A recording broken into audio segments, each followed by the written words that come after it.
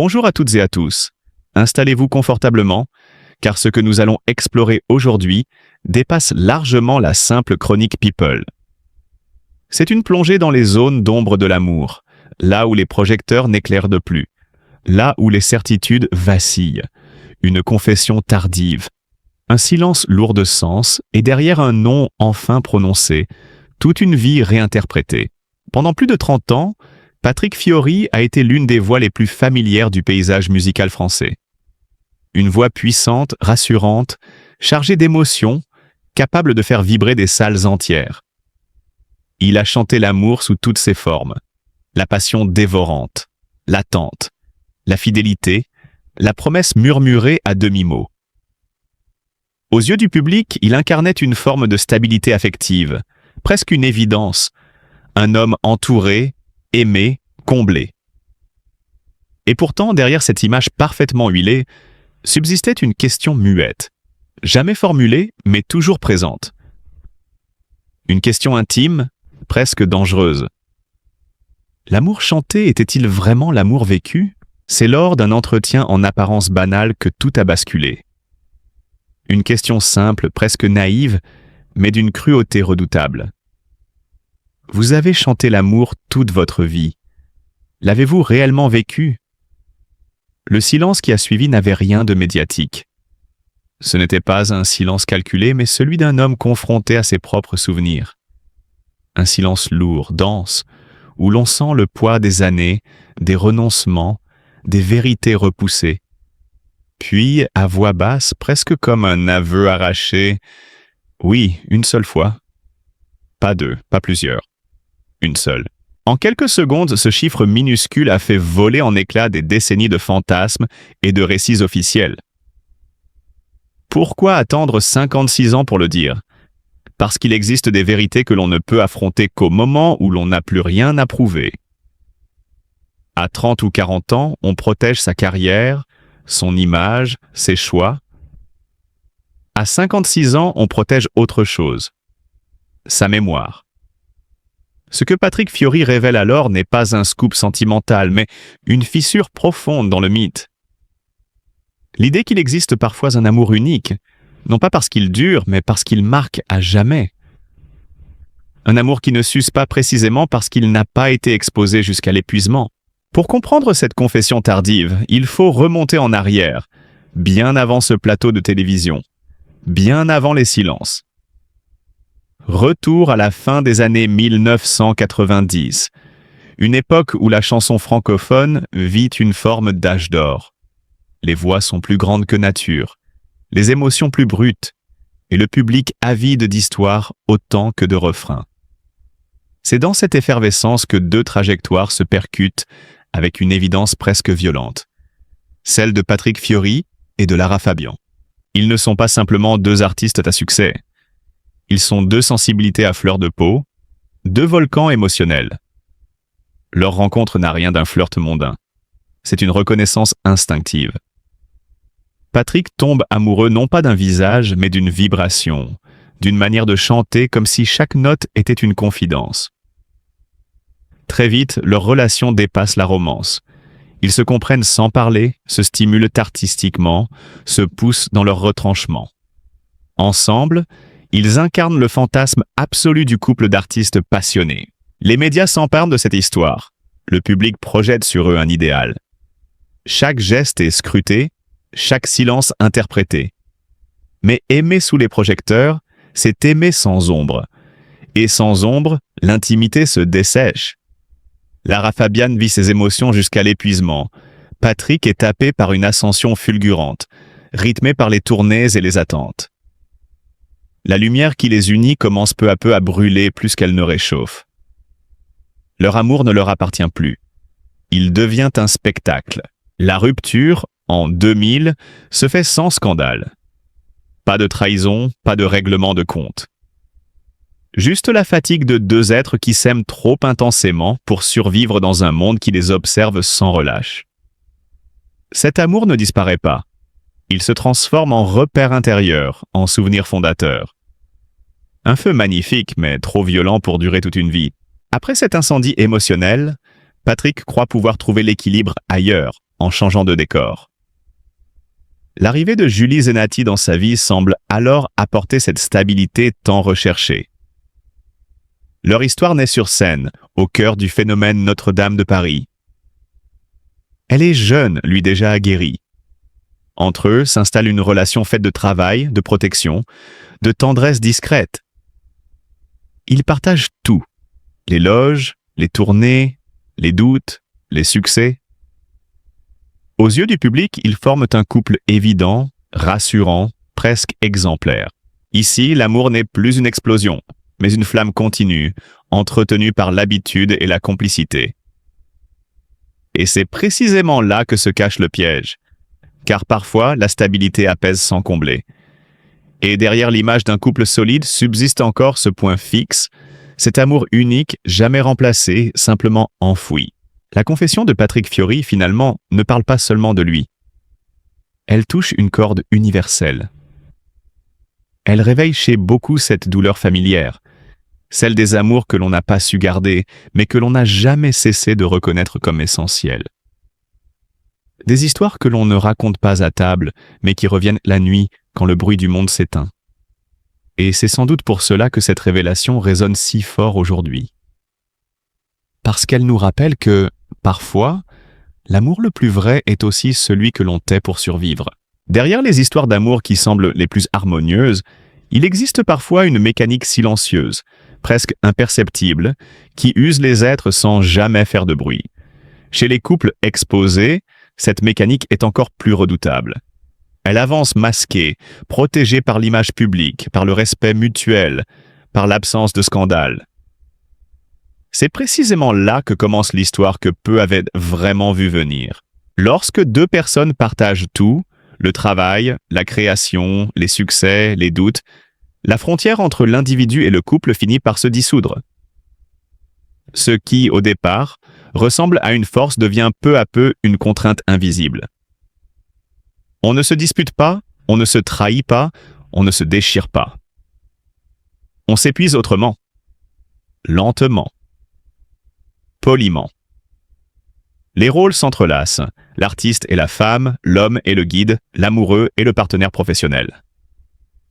Tout se confond jusqu'à créer une fatigue sourde, presque honteuse, car rien ne semble justifier ce malaise. L'amour est toujours là, mais il tourne en boucle, comme une chanson trop souvent répétée, qui finit par perdre sa magie. En 2007, une première décision marque déjà une singularité rare dans l'univers médiatique. Se séparer sans fracas. Pas d'interview vengeresse, pas de confidence tardive, pas de mise en scène. Juste une entente tacite, presque élégante. Se quitter avant que l'amertume ne s'installe. Julie restera respectueuse, reconnaissante, parlant d'un homme qui lui a appris à trouver sa place dans un monde exigeant. De son côté, Patrick emporte une leçon fondatrice. Aimer longtemps ne suffit pas lorsque l'on finit par s'oublier soi-même. Ce n'est pas l'histoire d'un échec, mais celle d'un apprentissage douloureux et nécessaire. À ce moment-là, Patrick Fiori a déjà connu les deux visages de l'amour. La passion brûlante et la complicité rassurante. Pourtant, il lui manque encore quelque chose. Un mot qu'il n'arrive pas à formuler. La paix intérieure.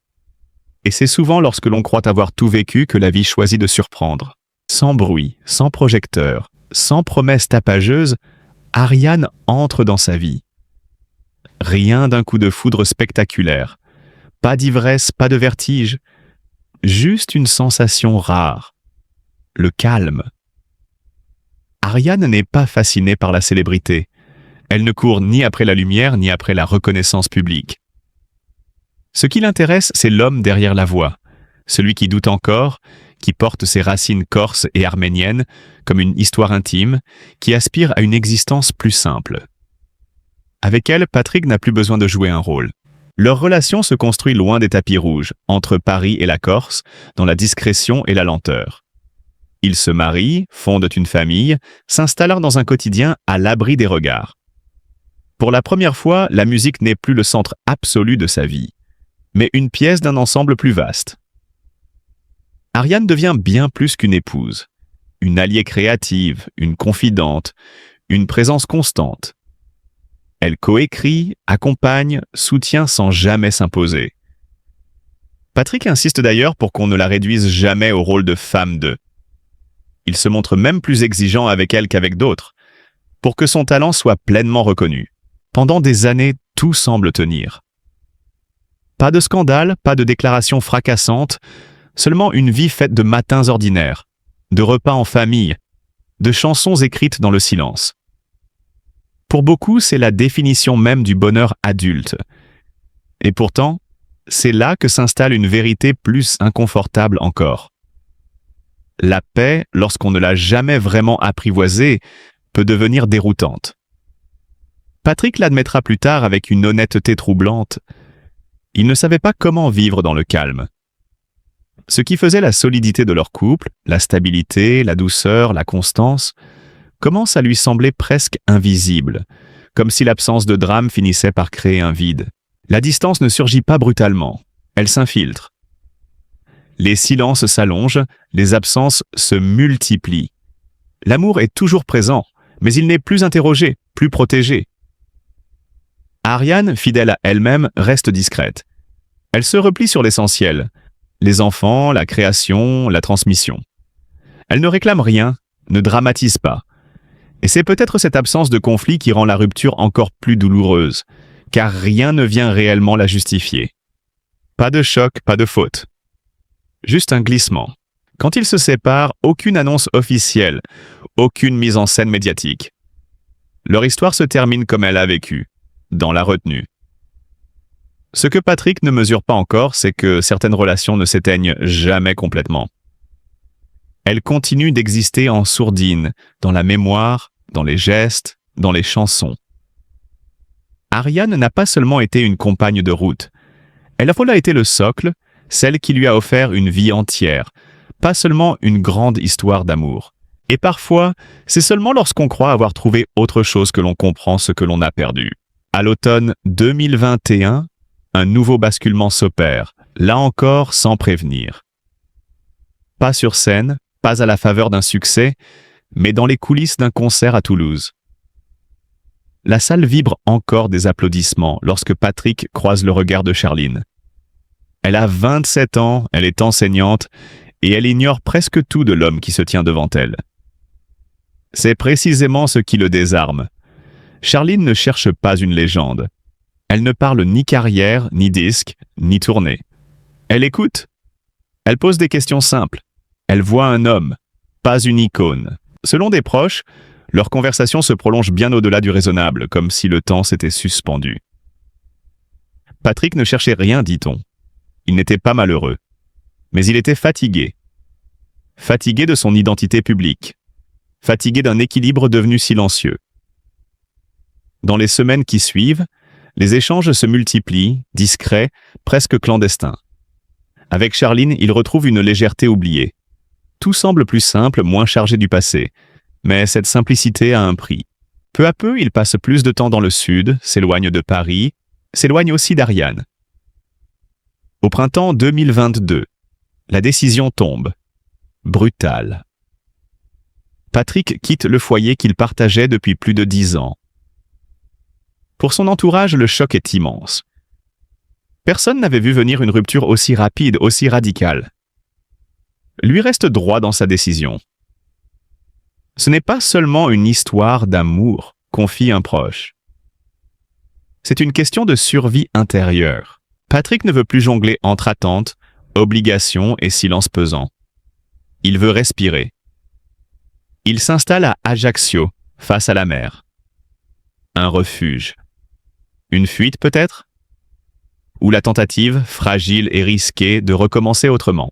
Derrière les sourires maîtrisés et les refrains que toute une génération fredonne par cœur, il existe parfois une zone d'ombre que même les projecteurs les plus puissants n'éclairent pas. L'histoire récente de Patrick Fiori appartient à cette catégorie rare, celle d'un homme public qui, après avoir tout exposé, choisit soudain le silence. Un silence lourd de sens, presque suspect, qui intrigue autant qu'il fascine. Lorsqu'il rencontre Charline, Patrick découvre une relation à contre-courant de ce qu'il a toujours connu. Pas de tapis rouge, pas de mise en scène amoureuse, pas d'interview savamment calibrée. Charline refuse la lumière, fuit les caméras, disparaît volontairement des communiqués officiels. Et pour la première fois, Patrick accepte cette règle avec une rigueur presque obsessionnelle. Comme si l'artiste avait compris, parfois trop tard, que la célébrité ne se contente pas d'illuminer, elle consume. Début 2023, la naissance de leur fils, Ange, confirme ce choix radical. Un prénom chargé de symboles, choisi comme une promesse de renaissance, une tentative de réparer ce qui a été brisé. Pourtant, aucun cliché volé, aucune annonce solennelle. Juste une joie confinée, presque clandestine, à l'abri du vacarme médiatique. Mais ceux qui suivent Patrick Fiori depuis des décennies sentent que quelque chose ne colle pas tout à fait. Ces nouvelles chansons ont changé de texture. Elles sont plus douces, certes, mais aussi plus fragiles.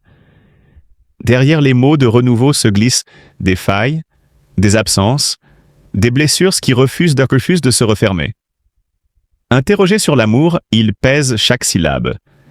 Il parle du présent avec respect, mais évite systématiquement les promesses éternelles. Comme si le futur restait une terre incertaine. Alors la question s'impose, silencieuse mais persistante. Charline est-elle l'amour apaisé d'un homme mûri par les épreuves ou le refuge provisoire de quelqu'un qui n'a jamais vraiment fait le deuil de son passé? Patrick, lui, se tait, jusqu'au jour où la vérité le rattrape, là où personne ne l'attend. Pas dans une chanson, pas dans une confession arrachée, mais face à une caméra, lors d'un documentaire consacré à ses racines. Rien d'un piège, une ambiance feutrée, des archives, des souvenirs qui remontent. Et puis cette question posée presque à voix basse. Vous avez chanté l'amour toute votre vie, mais l'avez-vous vraiment vécu? Le temps se suspend. Patrick détourne le regard, esquisse un sourire fragile, chargé de nostalgie. Le silence s'étire, inconfortable, presque sacré. Quand il répond enfin, sa voix est méconnaissable, plus lente, plus grave. Oui, une fois. Dans ces deux mots, c'est toute une existence qui affleure. La suite tombe comme une évidence. Et qui était-elle? Patrick ferme les yeux, comme si prononcer ce nom risquait de rouvrir une porte scellée depuis trop longtemps. Puis il murmure « Ariane ». Le choc est immédiat. Pour le public, c'est une révélation. Pour lui, un abandon. Il ne s'agit pas d'un élan romantique tardif, mais d'une reconnaissance brute. Ariane n'était pas seulement une épouse. Elle était celle qui connaissait l'homme sans costume, sans CN, sans foule. Celle qui aimait Patrick Chouchayan, avant que Patrick Fiori ne devienne une icône. Dans les prises de parole qui suivent, il précise. Détail l'invisible. Les cafés partagés à l'aube en Corse, les textes écrits dans le silence de la nuit, l'éducation des enfants loin des objectifs. Et puis il avoue ce qui fait le plus mal. Avoir cru cette paix éternelle, avoir confondu la stabilité avec l'ennui. Quand une tentation plus jeune, plus légère s'est présentée, il s'y est accroché comme à une promesse de renouveau. Ce n'était pas une seconde chance, c'était une échappatoire. Une phrase qui résonne longtemps parce qu'elle ne condamne personne. Elle n'efface ni Charline ni la vie qu'il construit aujourd'hui. Elle dit simplement une vérité universelle. On peut recommencer sans jamais remplacer ce qui a été fondé. Ariane, de son côté, garde le silence. Aucun communiqué, aucune réaction. Un mutisme digne, presque assourdissant. Elle protège leurs enfants, poursuit sa route, écrit pour d'autres artistes sous pseudonyme. Ceux qui la connaissent disent non qu'elle a toujours su, qu'elle n'avait pas besoin d'une caméra pour confirmer ce qu'elle avait déjà compris. Charline, elle, incarne le présent. La simplicité choisie, la stabilité retrouvée. Leur fils grandit loin des projecteurs, et Patrick veille sur cette nouvelle vie avec une attention presque fébrile, comme s'il craignait de la voir se dissoudre sous le poids des mots. Alors, que reste-t-il de cette confession tardive? Une libération? Un regret enfin assumé? Peut-on aimer de nouveau quand l'amour de sa vie appartient au passé? Et surtout, faut-il parfois taire la vérité pour protéger le présent? Dans ses chansons récentes, Patrick semble avancer sur cette ligne fragile. Heureux, dit-il, mais conscient que certains silences continuent de chanter. Et vous, qu'en pensez-vous? Peut-on vraiment tourner la page quand une partie de soi est restée ailleurs? L'amour d'une vie est-il forcément celui avec qui l'on termine la route? Si cette histoire vous a touché, likez la vidéo, partagez-la avec ceux qui savent dans ce que signifie aimer en silence. Et abonnez-vous pour découvrir d'autres vérités jamais racontées sur les artistes que vous pensiez connaître. Et surtout, dites-le en commentaire. Ariane ou Charline? Qui, selon vous, a réellement marqué la vie de Patrick Fiori?